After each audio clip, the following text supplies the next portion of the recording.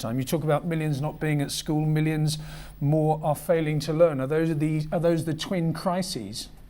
Yes, and thank you very much for inviting me today. I very much appreciate it. And I think, it's a very nuanced story in Africa, as you have just highlighted. It's an incredibly positive story for Africa, where there's a lot of growth, incredible investment, and you can feel this creativity and energy around Africa with all the many innovations. But I think you're absolutely right. What we are identifying, well, our panel members are identifying, is this twin crisis in education, both of access but also of quality of education.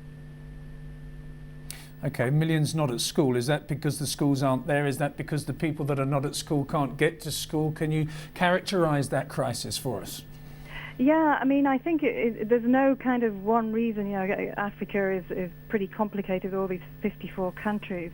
But, first of all, there's a massive increase in population. So although the number of children out of school has dropped in the last 10 years from 42 million to 30 million, which is really an incredible amount of drop, so that's very, very hopeful. But with the population increase, it's estimated by 2025, there'll still be 17 million children out of school. So that's a very big number to start off with. But I think you're right, not always are there schools in certain communities, so many communities have to walk very far to get to a school. Secondly, I think there's exclusion of gender-based, so a lot of girls are still not going to school, so more boys than girls go to school. And then there's a special kind of issue around conflict countries. And indeed, 40% of the children out of school live in conflict countries. And I think that's an area where certainly development partners are not focused upon.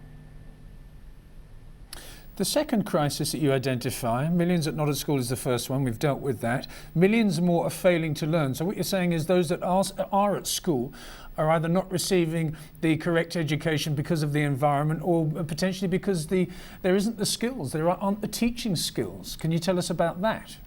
No, you're absolutely right. I think many governments did an incredible job of just getting the children into school, and I think that was a push over the last 10 years, was just get the children into school. And I keep underlining this because I think it's such an amazing progress that we've seen.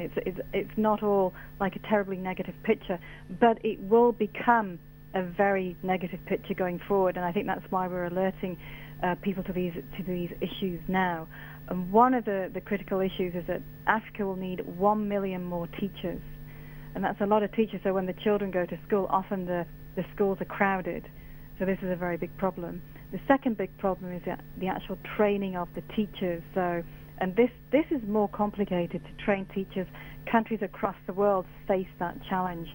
In my own country, I come from Britain, again, there's always a challenge in how do you teach the teachers, train the teachers, and this is always a big challenge, so it's not an easy challenge.